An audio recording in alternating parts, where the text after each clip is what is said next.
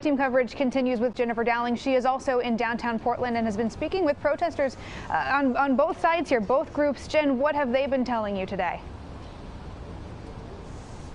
Well, both sides are, of course, very passionate about what they believe. On one side, we have Antifa, who, of course, has liberal beliefs and believes in left-wing ideology. And then you have, on the other side, several right-wing groups such as Patriot Prayer, Three Percenters, Proud Boys.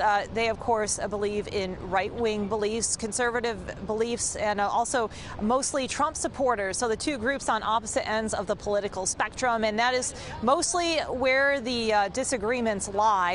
And they make their views known. Both sides seem a little extreme, probably, to moderate folks, but this is part of the fabric of Portland. These protests, they happen quite frequently. Police, again, this week, though, vowing, you've probably heard it several times, we've done several reports on it, to really crack down. No officers were allowed to have time off this week, and it showed there was a huge police presence. Whenever the protesters moved, they were surrounded by police. In fact, when it started on Waterfront Park, it seemed like there would be more skirmishes, but what actually happened is the right-wing groups, such as Patriot Prayer and the Proud Boys, actually marched across the Hawthorne Bridge. Well, Portland police shut down that bridge really quick. The other groups were not allowed to follow, and so there was a separation. And that separation, we've seen time and again, is what keeps the groups from really clashing and injuries from happening. And we did speak to people on both sides, and I believe we have a couple of those interviews, so let's take a listen.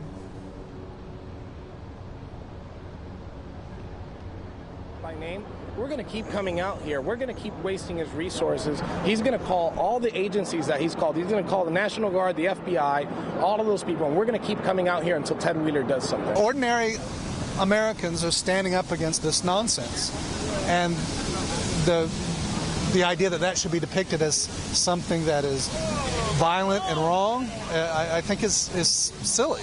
If you aren't anti-fascist, you are a fascist, and people have to start paying attention to hate. And this rally is occurring around the time that the 2017 Unite the Right rally happened in Charlottesville, Virginia. This is an anniversary of sorts, even though it's not happening on the same day. And last year there was a protest in kind that was around the anniversary as well. Last year's protest was much different. There was a lot of non-lethal force used by police, flashbangs, grenades. Things got really heated. There were thousands of people that were coalescing together, and that made for a very volatile and dangerous situation. Although things got very heated today, police swooped in very quickly. I did not hear the flash grenades or the flashbangs we've seen in the past. I did not see a lot of tear gas or anything like that was used. We saw pepper spray, which seemed to be coming from the crowds, but things were much different at this year's protest. Emily, back to you.